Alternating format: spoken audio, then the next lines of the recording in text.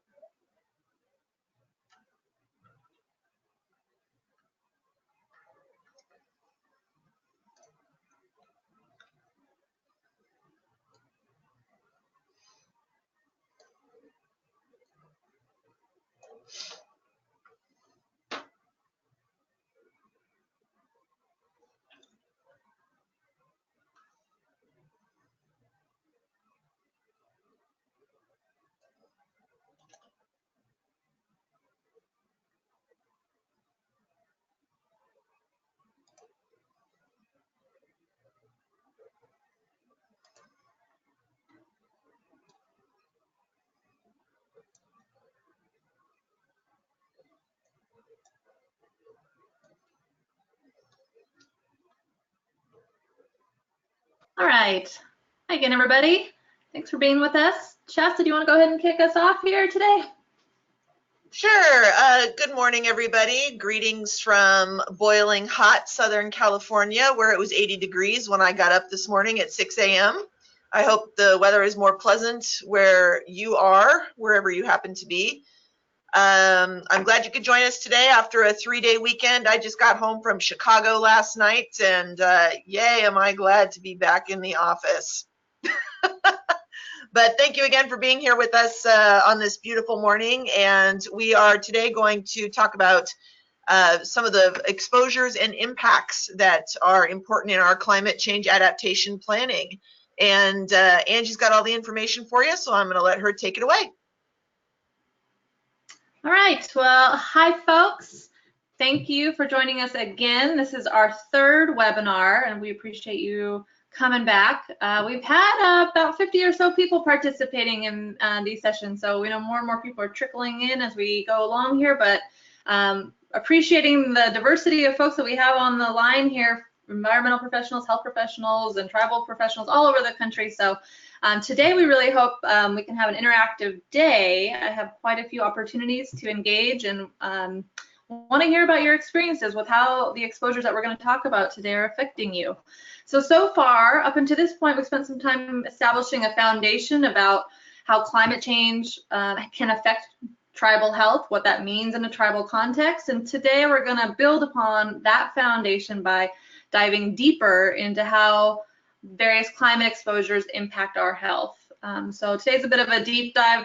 We're going to go a little high level on just across the board all of the exposures, and then we're going to spend most of our time diving in on temperature extremes, mainly heat, but generally temperature extremes. And so our goal, as always, with this training is to help you feel more prepared with knowledge and resources to conduct the climate adaptation work to build your own community's resilience. And so just a note again on the features of the GoToWebinar platform. It should be over on your right. You have the opportunity to mute yourself. If you can mute yourself for now, that would be great. If you'd like to interact, you can raise your hand, you can post a question, you can post in the chat box. And when we do ask for group discussions, we'll go ahead and unmute you all. So we'll also have some polls, so just be prepared. We have opportunities to engage, and we're really interested in hearing your experiences, especially with temperature extremes. We know it's been a hot summer for many of us. Okay, so catching up since our last webinar, I want to give you guys a chance to be participating a little bit over the chat box, or you can use the question box, either way. But we had asked that we suggested a reading for you all, and really we wanted to introduce you to what is a very premier, primary document in the climate and health world, at least at a national level, and that was the 2016 Impacts of Climate Change and Human Health in the United States report, so otherwise known as the Climate and Health Assessment, done by the United States Global Change Research Project. And so we asked you just to pick one chapter from 2 through 8 and read that. And basically those chapters dive into various effects of climate change, health effects.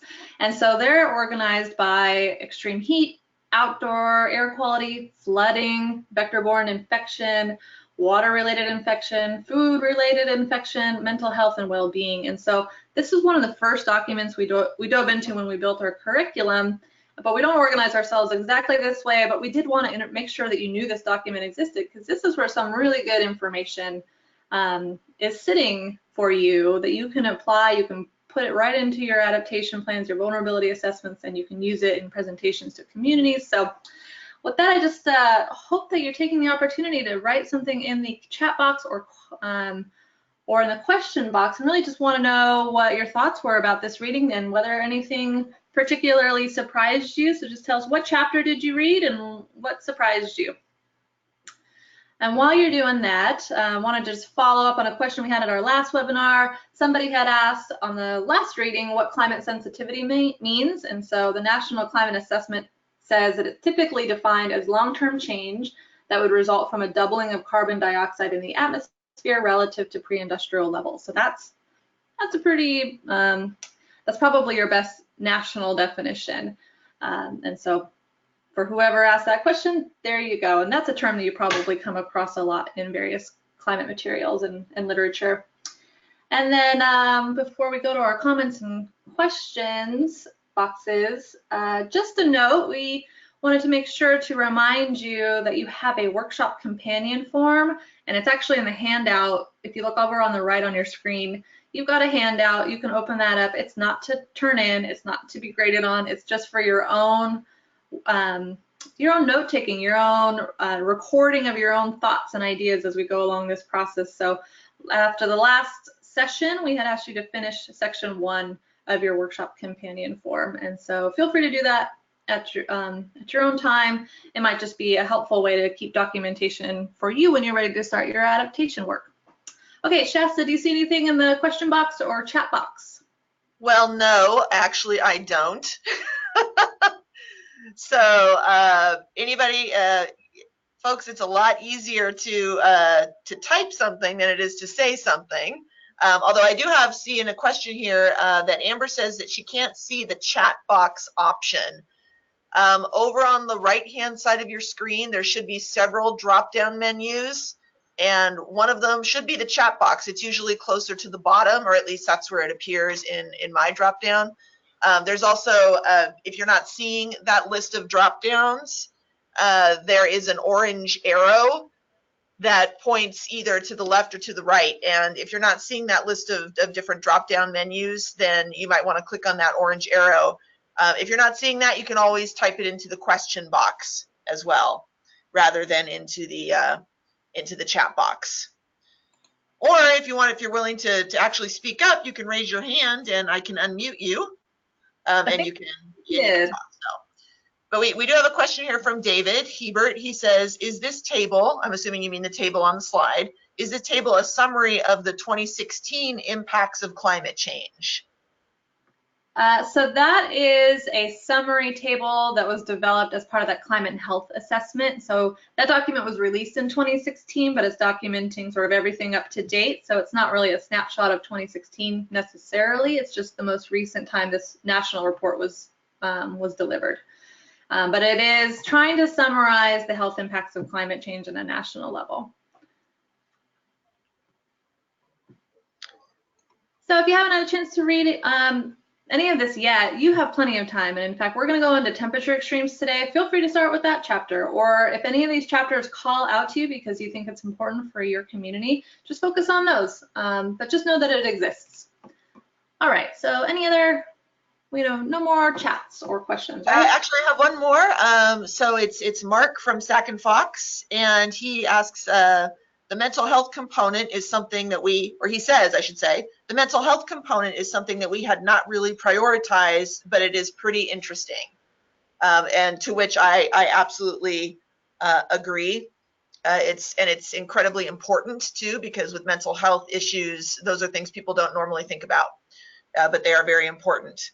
And Aaron Jones adds a question: do you have recommended resources for mental health and well-being as discussed in Chapter 8?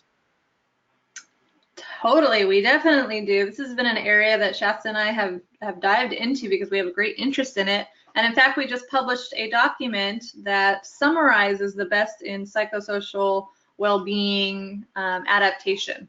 We're building resilience for psychosocial well-being. So we're happy to distribute that to folks. And it's basically a roundup, it's a literature review and a roundup of the ways that it's a framework that Paula developed for its own adaptation strategies around psychosocial resilience. So that's, that runs the gamut of mental health to the greater kind of psychosocial community impacts. We are actually going to have a speaker later on in this webinar series who's an expert in psychosocial resilience, and so he'll be a guest speaker for us. That's going to be a really good session. But yeah, we can talk offline too if you want more information on mental health impacts, but we'll talk a little bit about it today in relationship to temperature extremes. And one more question from David Hebert. Is your goal that we all investigate a particular section and offer a unique perspective to get a well-rounded view as a group? Or is the goal simply to get us immersed in the topic? And he's wondering what would happen if we all ended up reading the same topic. I would just find that fascinating and wonder why everybody's interested in one. But yeah, it's really twofold. Both of those are important. I would like to introduce you, make sure you know about this material, and it would be great just for all of us to be hearing from each other a little bit as we go through. So next time, we'll do this again. Every time we do a webinar, we're going to start with our suggested reading. So if you have time and you'd like to read the suggested reading, then you have some input on it, then I think that's going to be good for everybody. Okay, great. So let's go ahead and dive in. So this is just a refresher. We went over this diagram the last time we were together, and really what it's trying to do is illustrate the cascading effects of climate change and how communities can protect their assets against the harmful impacts. And so this is the structure we developed for the Tribal Climate Health Project, and it's the basis for the training, and it really helps us to set up the structure for how we're going to talk through each of the exposures. And so like I said, we're going to start picking off each of these exposures. So the primary exposures are temperature extremes, wildfire, storms and flooding, drought, and melting ice and sea level rise. And each of you from around the country are experiencing at least one of these, and you might be experiencing all of them, but just in different variations, different scales. And so for the next several webinars, we're going to be diving deeply into each of these and talking through the secondary exposures associated with those 5 primary exposures, and then what impacts flow from those. We're going to focus mainly on health impacts, and we are going to touch into the kinds of strategies that communities can use to protect the assets or values or things that they really value in their community. And so, for example, say you're a community that expects to see greater levels of flooding. You may be wanting to look out for strategies that can help you deal with contaminated water or indoor mold spores. And so those are the kinds of things we're looking to prepare ourselves for. Okay. And so I wanted to spend a little extra time setting up a conversation about secondary exposures, because I think those primary exposures are things everybody can relate to. Secondary exposures would cascade or result from those primary exposures in different ways. And so these are the different ways that secondary exposures can kind of present themselves. So for example, worsened air quality. If we're talking about temperature extremes, which we're going to today, a big way that air quality is worsened by temperature extremes is by an increase in ground level ozone, which has a variety of health impacts. Smoke and particulate matter, of course, would be a result of wildfire primarily. You also see dust and fungus, in some cases during drought. Allergens increase as a result of a variety of those exposures, and indoor mold you can find after flooding. So various types of air quality impacts just based on the exposure. Vector changes might include anything from disease-carrying ticks, mosquitoes, mice, and then we also talk about forest pests, things like bark beetles that have impact on our natural environment. Water insecurity, that can take the form of contamination, which might be toxins or pathogens that accumulate in waterways that are important to us, domestic or aquatic ecosystems. You might experience a supply shortage or a disruption in distribution of water supplies. Same goes for food insecurity.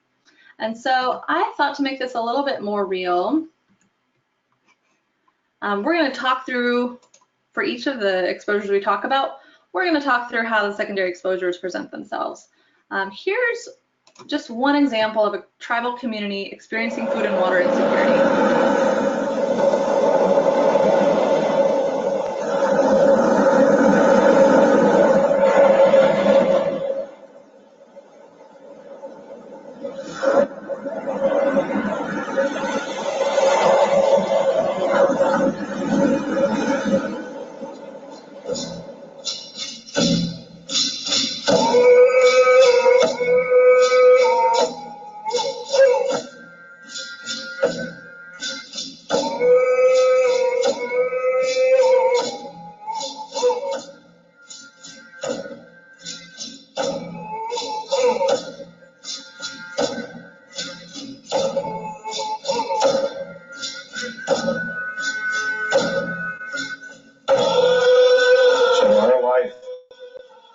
Wrapped around the water.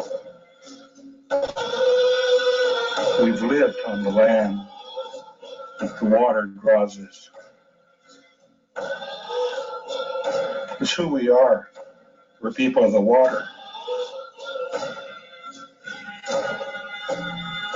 We're all part of this web of life.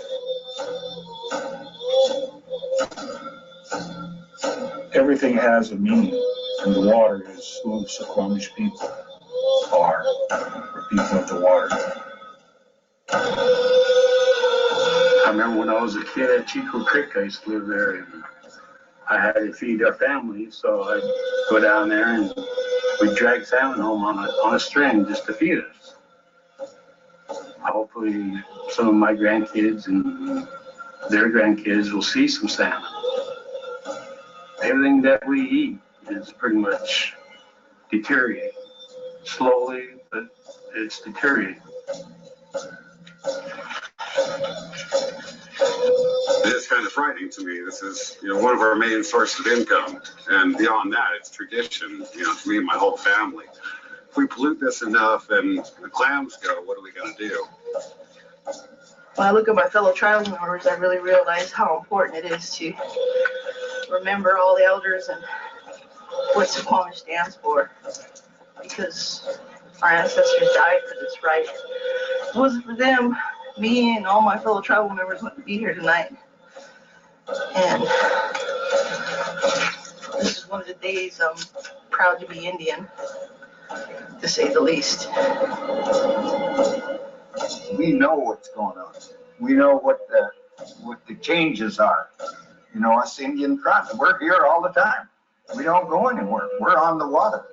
We're on the beaches. We're harvesting, and we're gatherers of our resource.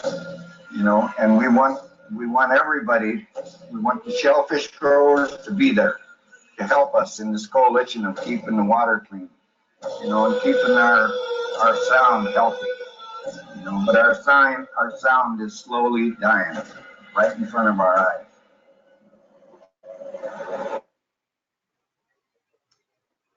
All right, well, I know that not all of you are in the Pacific Northwest, but I do hear a lot in terms of fishing impacts, shellfish impacts in the Pacific Northwest, but folks are having different experiences with food insecurity, whether you're an urban tribe, a rural tribe, a coastal tribe, presents itself in different ways, but I do hope that was somewhat relatable for many of you.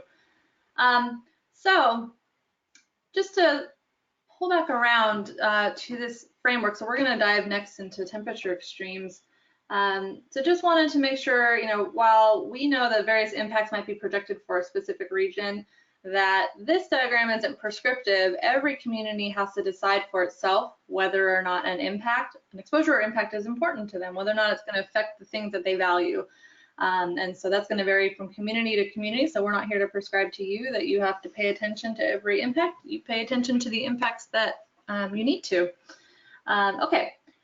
So I actually, at this point, just want to present a poll just to get us thinking about our own experiences a bit more. So let me pull this up, and Shasta, make sure you let me know that you can see it. So we talked about those 5 primary exposure areas, and I just want to hear from you. Which climate exposure is most concerning for the communities that you work in? And so your options are temperature extremes, wildfire, drought, storms and flooding, melting ice and sea level rise. And so this will just be for today it looks like we have 33 people on board with us today, and it'll be interesting to see where your concerns are at, how they're distributed. And you guys are doing great. We're up to 60% of you have voted. So if you're not paying attention, you don't want to miss your chance. 77%, 81%. Come on, guys. I know we can make it to 100.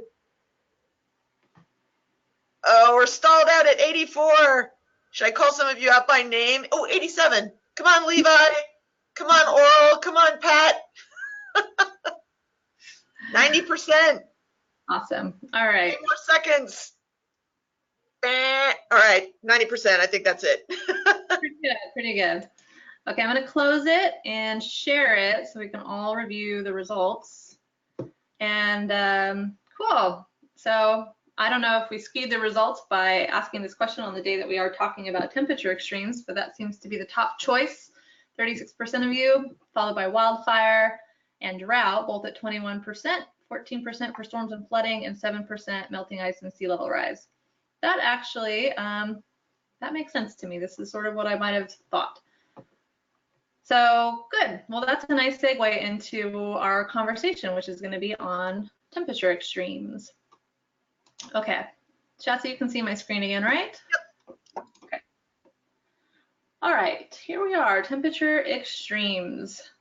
Okay, I'm going to set this up because we're going to start using a pattern for this curriculum that's going to repeat a little bit. So for each of the exposures, and we're going to go over the next 3 webinars, we're going to go through each of those 5 exposures. Every time we go through an exposure, we're going to talk about what secondary exposures cascade or result from that primary exposure. And we're also going to talk about what impacts result from those exposures. And so we're going to talk about trends and projections and mainly health impacts, but we'll talk a little bit about other impacts as well. And we'll even get a chance to talk through some tribal examples, tribes that have dealt with these, the impacts of a specific exposure. And we'll even present just some sample strategies that communities can use to prepare and adapt.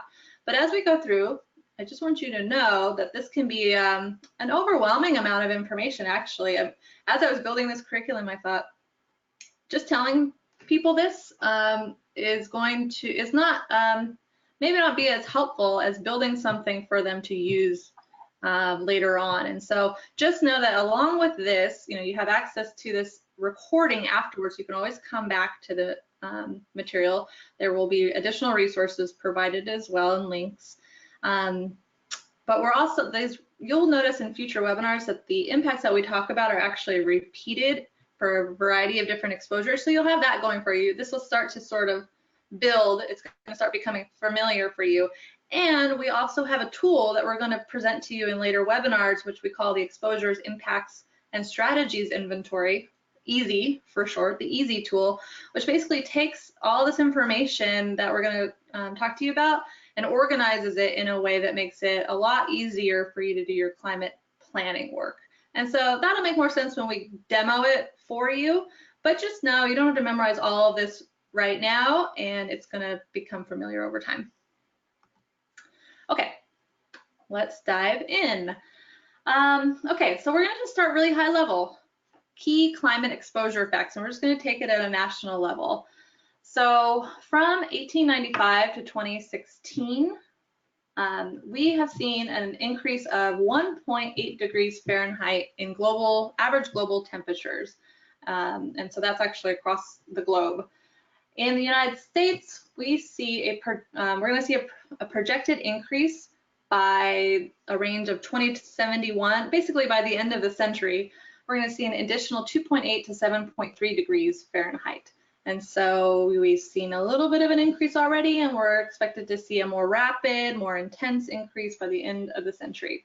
Along with extreme temperatures, so this global average increase, global warming, that comes along with some additional factors, including season shifts. So we start seeing maybe earlier blooms and leaves, more extreme heat days, and also more extreme cold events, which not everybody puts 2 and 2 together on. So extremes both ways. We're primarily today going to talk about heat, but we do know that there are more extreme cold events that occur in the country as well. And also, as air temperatures, land temperatures increase, we see sea temperatures increase as well, which has a whole range of impacts as well.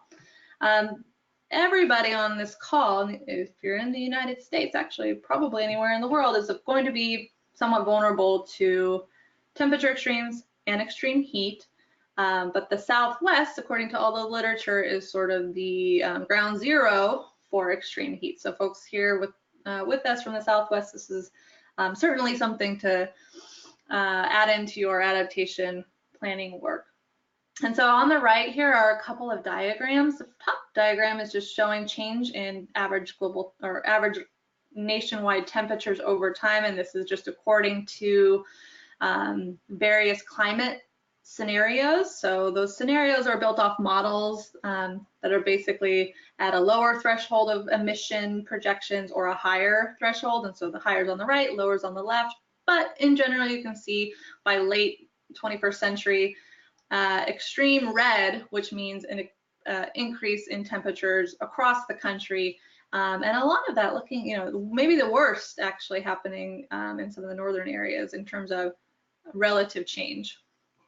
On the bottom diagram, that's actually a client of mine I'm working with in Southern California, and that diagram is just showing the increase in the number of extreme heat days per year. And so heat waves, heat events, we have various names. You can see a pretty obvious trend upwards by the end of the century in terms of the number of heat events. In fact, in this community, they're going from 4 days of extreme heat a year to over 30, which will be about 1 in every 10 or 11 days. They'll have an extreme heat day. And those won't be every 10th day, those might be consecutive days. So you can imagine what living in that kind of an environment might be like. So I actually would like to stop here, and if anybody would like to chat, post something in the question box or raise a hand, I'm just wanting to throw it out there before I tell you the answers, what kind of health impacts you can anticipate coming from this exposure. So we do have one question asking about the date here. Is that supposed to say 2017? And that's from David. I think he's talking about the projected increase by 2071 to 2100. And Angie, correct me if I'm wrong, but no, that is 2071. It's saying that between as early as 2071 and by 2100, that's what we're expecting to see. So it's not meant to say 2017. Yeah, they have, there's some level of uncertainty with these models, and so they don't have a perfect year to go by, so there's a range. So does anybody want to talk, make some suggestions about what health impacts you might anticipate from these kinds of temperature extremes? And again, feel free to just, type those responses into the question box, or if you can see the chat box, and we'll have to investigate if that's an issue in the platform that we're not seeing the chat box. Yeah, you can just say, what do you think? What kind of health impacts are we seeing from changes in temperature, whether it's heat or whether it's cold? So we're seeing heat exhaustion. Absolutely, that's one. Another, Amber says, compromised health of plants and animals that are relied on for subsistence, and she mentions rural Alaska in particular. And David Hebert observes that he heard on NPR just this morning that they're expecting 9 degrees of heat increase by 2100 at this point. And he wants to know, where is this data from? What's our source? This source that I'm using is the National Climate Assessment. So there's last year they released the Climate Science Special Report, and that's the latest, sort of most credible roundup of science in the country. Yeah, but of course, as we all know, the models change and the new data inputs end up changing it. So yeah, thanks, David, for the update on the 9 degrees. Thanks. I say that questioningly. So the Arctic is going to experience more than this. So this is an average. Okay, thank you all. You're right, sadly. Let's go into it. Okay, so some health impacts. These are the most direct health impacts. You're right. Heat-related illness and death is certainly a group of health impacts that are very possible, and that we are already seeing an increase in these cases. That might be anything from heat cramps, heat exhaustion, hyperthermia, and we also see that heat-related illnesses worsen chronic conditions, chronic existing conditions as well.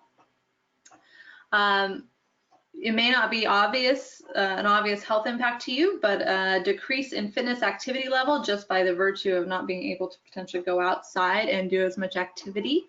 I want to mention that the color coding here is actually just based on how Paula, when we did this assessment for them on, for the Paula Band Mission Indians, red stands for high risk or high vulnerability, and orange is for medium. Mental, behavioral, and cognitive well-being, basically consequences. So we see this a lot with folks that already have some existing mental health issues. They can be easily exacerbated by primarily heat. And we also see on a more community scale increased conflict, violence, and aggression in communities that are going through extreme heat. On the right here, you see some diagrams. Top diagram is showing the change in mortality rate per 100,000 people, again, by, I believe, the end of the century. And so you can see those red spots, those, if you're living in those areas, those are going to be experiencing some of the most severe change in heat-related mortality.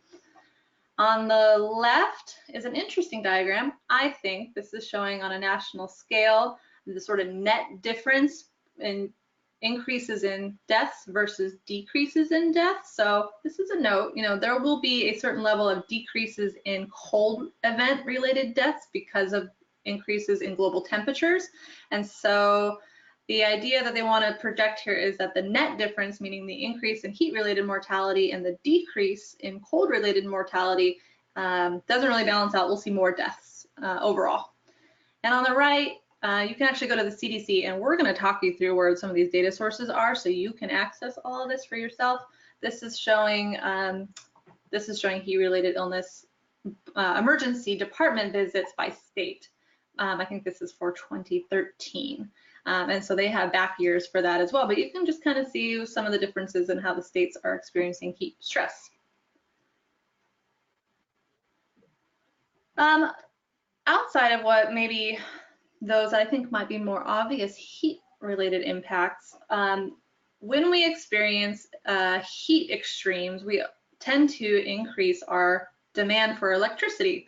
The increase for demand in electricity can lead to brownouts and power outages for communities at a very bad time, as you can imagine, where folks might certainly need electricity for things like air conditioning to stay cool, and particularly for those that are medically dependent on electrical medical equipment, such as a ventilator or dialysis. This could pose some real scary risks for those folks. And so a couple of stats here. So this is actually on the right, a diagram of this in the Southwest. This is a projection by the EPA that does a lot of interesting climate modeling, and they're projecting the increase in power outages over the next through the rest of the century in different climate scenarios. And so generally here you're just seeing an increase in electricity demand. Some of that has to do with heat, some of that has to do with other factors. But what that's trying to show is that there'll be sort of an additional vulnerability over time. And the bottom diagram here actually comes from a tool called Empower, and it's by the Health and Human Services. And this you can look up actually yourself as well. You can even go down to the zip code level. This is showing on a national scale just where Medi-Cal beneficiaries that are electricity dependent live. So how many of them are there? And so that's for vulnerable populations in your community. Could be an interesting thing to dial in on, just to know that there are people that are particularly vulnerable during a power outage. The other thing that happens during a power outage is if you're dependent then on backup power supplies, maybe a diesel generator or something, you might be at risk for carbon monoxide poisoning. And this is something that even the climate and health assessment points out specifically as a hazard. And I suppose that means it happens frequently enough. So I want to talk about related exposures. So we talked about temperature extremes, and like we said, temperature extreme has then a series of secondary exposures. So before I talk about secondary exposures, just to mention that there are relationships amongst all of those primary exposures. So we know that there's a relationship between temperature extremes and wildfire and drought, right? So more temperature extremes, particularly heat, might contribute to an increase in the conditions for wildfire and drought.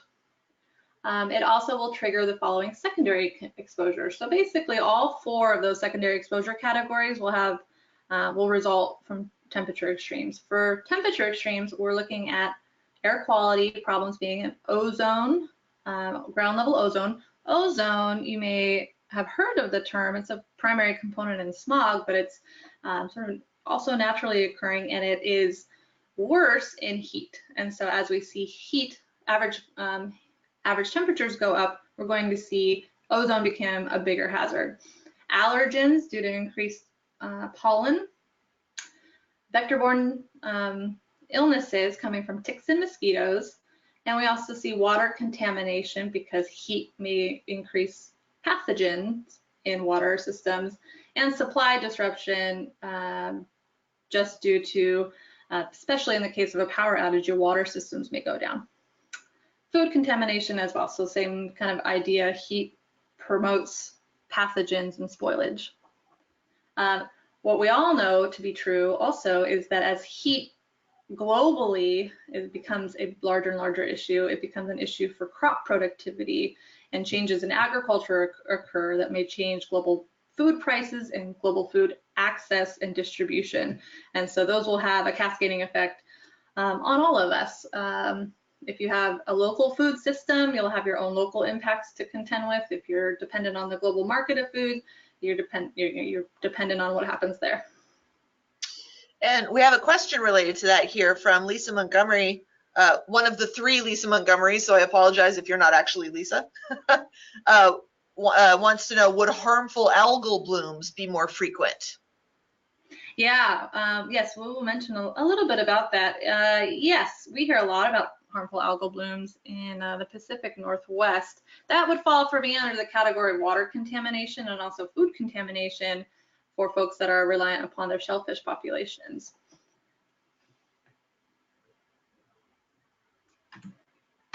Before we move on, I just wanted to give an opportunity for folks in the question or chat box to say, all right, so here's some secondary exposures. Those are clearly going to have some health impacts. Can you anticipate what those might be?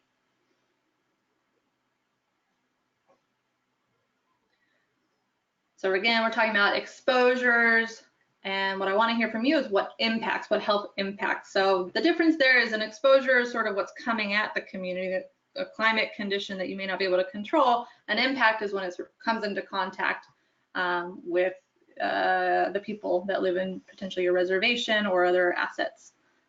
So Althea Walker mentions valley fever as a potential impact.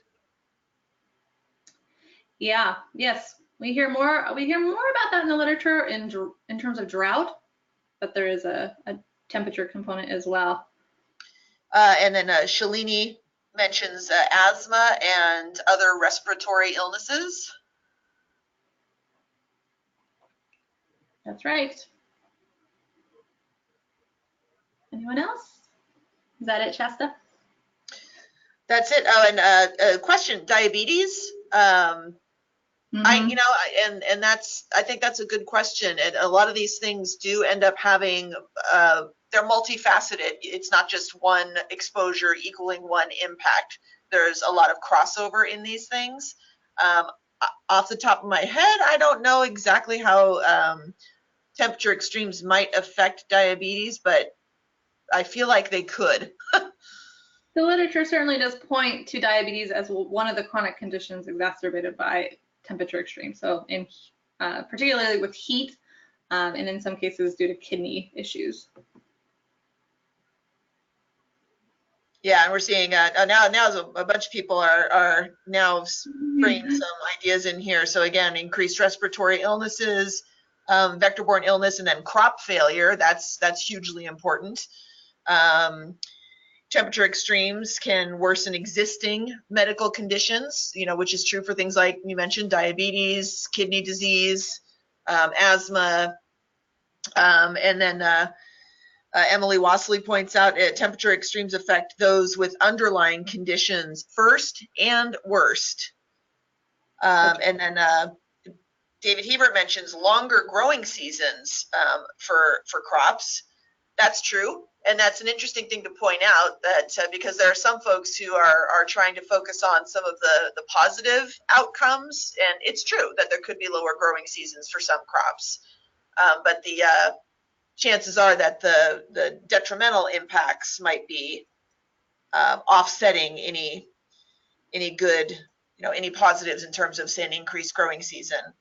And then pointing out also from Mark at Sack and Fox, this puts a strain on our medical clinics, people going to seek treatment. So yeah, wow, you guys really took off on this one. Thank you for all the input. Yeah, I'm sorry to make you go imagining these worst case scenarios, but this is sort of what this work is about, is ensuring that you're prepared. So that's good. So let's get into all that. You all are correct. I have some fun tables to show you.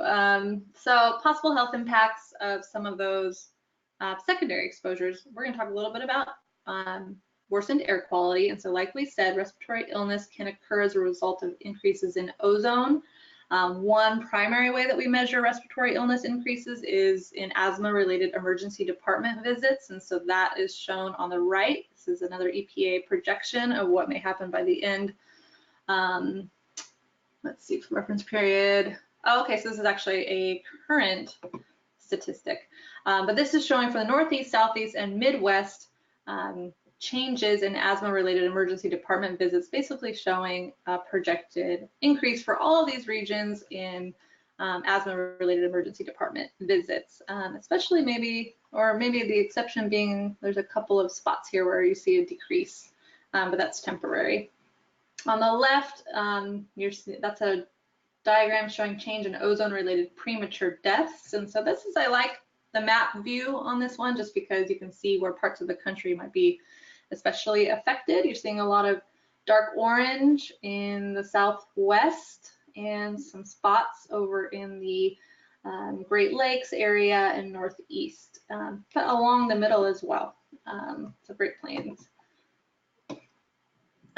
So mentioning here too, you all, I think, mentioned allergic symptoms as well. This is a big issue that epidemiologists are trying to figure out how to measure this better, but we do see increases in emergency visits for allergic reactions that result from pollen, because we see increased production from climate change as the temperatures grow of pollen from primarily ragweed, oak tree, pollen, things like that.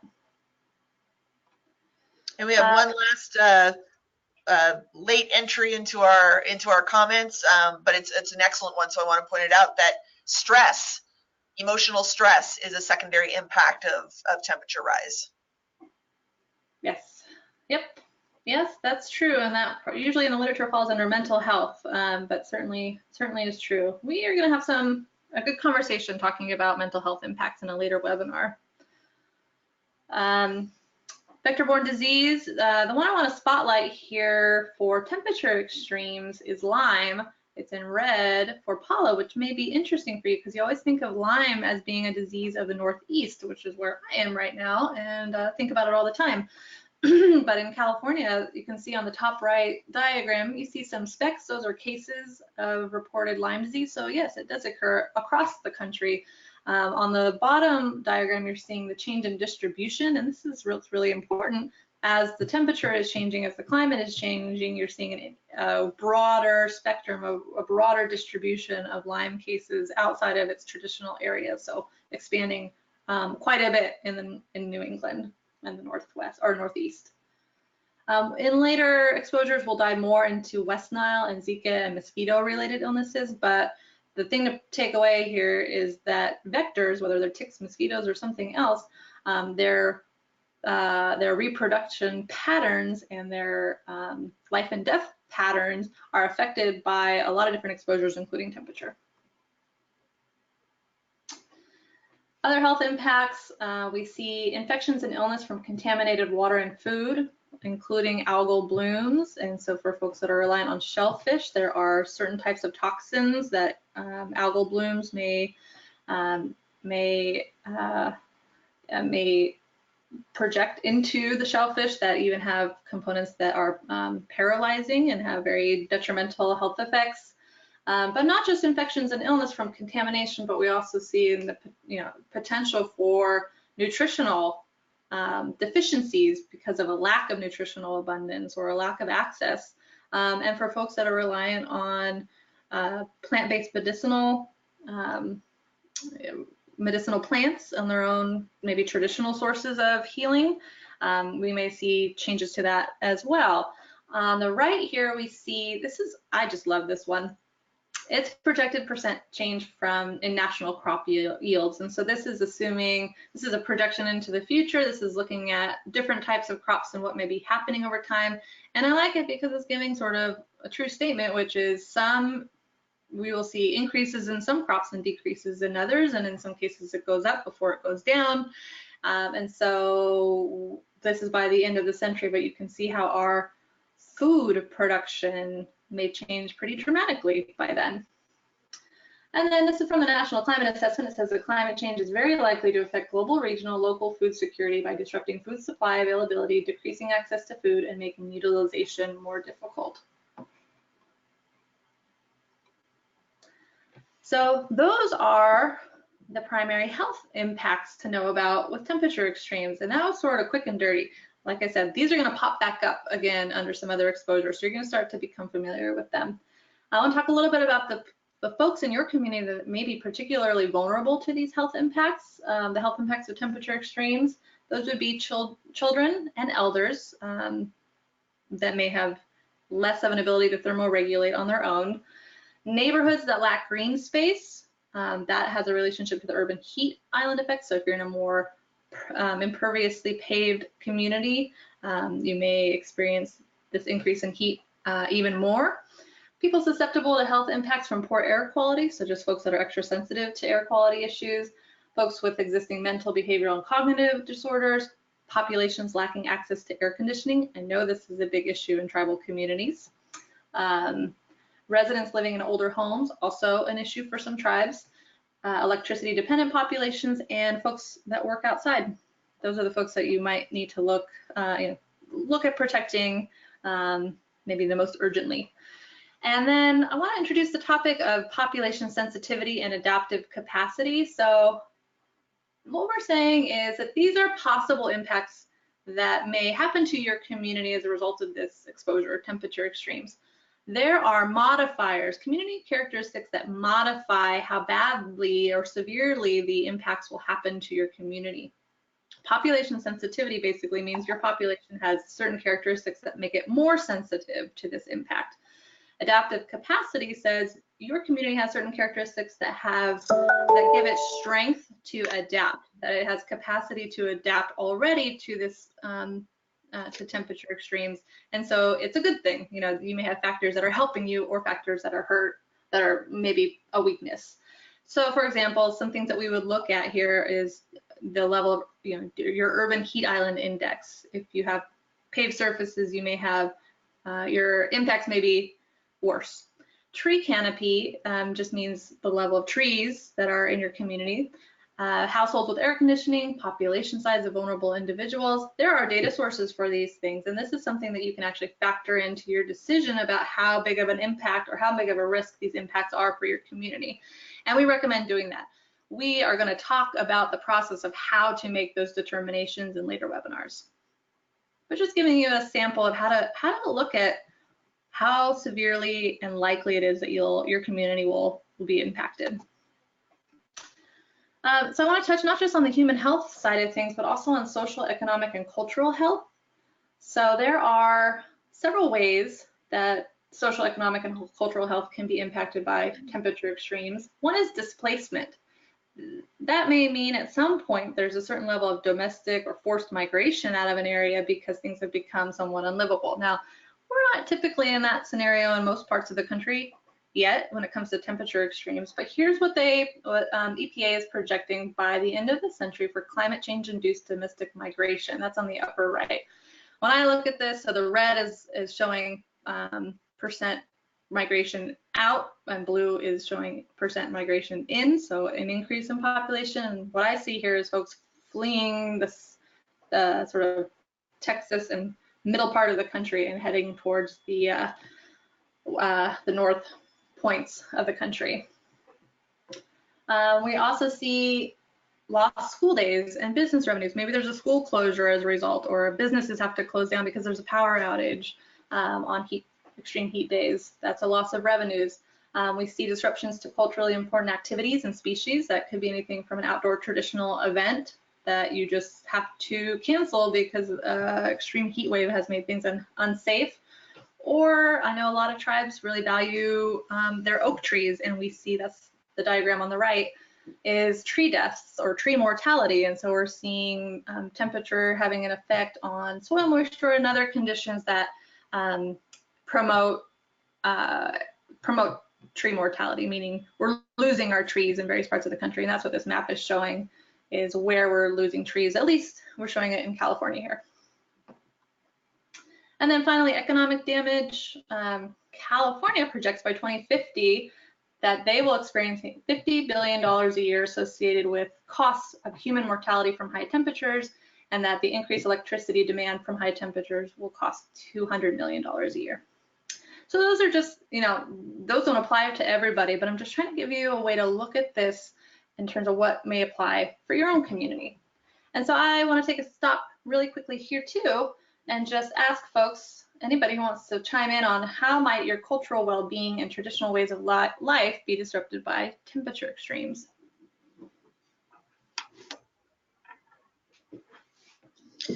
As you're thinking about that question, I can speak directly to the oak tree loss. That's something that we that we identified in Paula as one of our biggest concerns as far as disruption to cultural and traditional ways of life.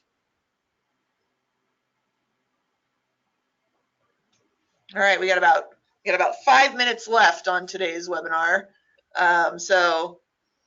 Okay, I thought somebody may have commented, but yeah, let me know. Yeah, what the comment is generally from Althea, loss of habitat for culturally significant wildlife. Yeah, and absolutely, we're already seeing that. Yeah, and actually, so that's a good segue into this slide, which is showing various types of impacts on the natural environment. It's basically heat-related shifts or disruptions due to water stress and other declines to habitats. And so we see tree mortality, global vegetation health decreases, range shifts, This diagram on the right here is showing shifts in ranges of where mammals and birds are living in California. So they can measure this. We see in some cases, some of the communities I work with, riparian areas are depleting or receding, going away, moving up. And so this diagram on the bottom right is showing greenness. This is kind of a fun website to go to. You can dive in deeper on your region and see from 1981 how much less green, or what the difference is in global vegetative health over time. So lots of different ways to look at it. We're not going to dive deeply into the natural environment on this webinar series, but it's a big component of your, if you do a comprehensive adaptation plan. Same with the built environment. It's just to sort of touch upon the fact that there's lots of potential disruption to public services and infrastructure, and somebody mentioned health services as well, and particularly due to power outages. Disruption to agricultural operations, obviously that's true. That's going to have an impact on food and economics. Okay, so really quickly, I just want to tap into the good news, which is the reason we're doing all of this is we can do some things to prepare. There are some strategies that the tool that we're going to demonstrate to you later has a huge list of possible adaptation strategies that can assist your community in building resilience against temperature extreme and other exposures. So for example, some communities are addressing temperature extremes by developing an emergency or heat health management plan, and that's to prepare their public services for heat risks. Others might be notifying their community about heat events, heat-related illness symptoms, cooling centers, and other tips. This is an example on the right of what Paula developed for its own community, where it's a two-sided one-pager where it's talking about tips, what's coming to Paula, and what they're doing about it. And it's pretty nice and concise. Others are promoting food sovereignty and resilience through tribal food cooperatives, seed banks, protected gardens. Some folks are stress testing their facilities for heat tolerance. Others are focused on urban forestry and green infrastructure, trying to build up that greening and tree canopy. Others are implementing advanced surveillance of air and water quality, just to keep monitoring things as conditions change. And others are improving their energy resilience to avoid power outages, such as things like microgrids, just knowing that the increase in electricity demand will continue throughout the century. One example, and then the last thing we're going to do is just ask for anybody on the phone to share their own experience. This is coming from New Mexico, the Mescalero Apache tribe, and their case study says that some of the highest temperatures that they've ever recorded in the region have all occurred since 2011.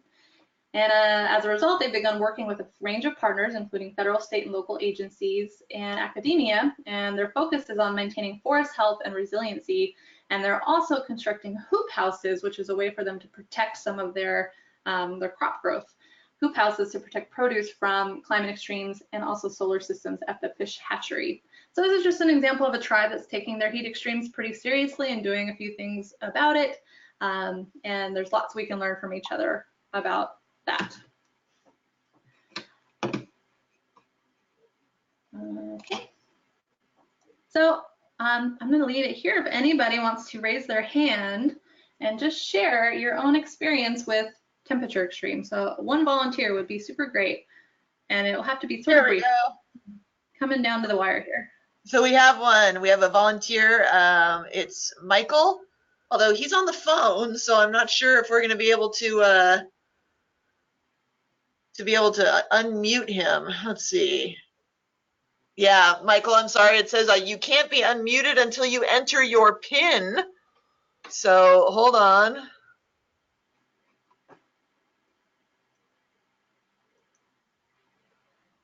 Yeah, you have to enter #86#. But he's also put it in as a question. Oh, he wants to know what is meant by solar systems in the previous slide. Oh, I think, that just means on their fish hatchery, they're having it be solar powered. So a solar panel or solar system that's running the fish hatchery. Yeah, so we're not having like a sun and a bunch of planets inside our hatchery. Oh, I see that. Yep, I see the confusion. Okay, well, if there's a volunteer, let me know. I'm going to help wrap us up here. And feel free to share your experiences over the Google group. Don't be shy. We'd love to hear about it, especially if you have something that others can learn from. Thank you for being part of today's conversation. The next suggested reading for our next webinar will be something called Mapping Resilience. It's brand new, and it's a blueprint for thriving in the face of climate disasters, which just does a really good job of helping point people to some information sources. And so we'll send you the link for that. Our next webinar will be in 2 weeks, September 17th, same time. You should have that in your calendar already. And we're going to focus on wildfire and droughts. We're going to tick off 2 more exposures out of the 5. It'll start to seem sort of familiar, like I said. The last announcement that somebody shared with me is tomorrow there will be a National Tribal Air Association meeting that they're hosting a webinar, and that's to gather input from tribes on that U.S. Senate request. So the U.S. Senate requested climate change recommendations for tribes, and so they're facilitating a conversation. And so I have a link, and we'll share that as a follow-up as well. Yeah, and the last thing I want to say is some of you put some great suggestions into the chat box, and so we want to start using that Google group. So that's going to be a good place for those conversations to continue, and we'll send out a follow-up email and remind people of how to access that Google group. And other than that, we will see you all in 2 weeks. Thank you so much. Thank you.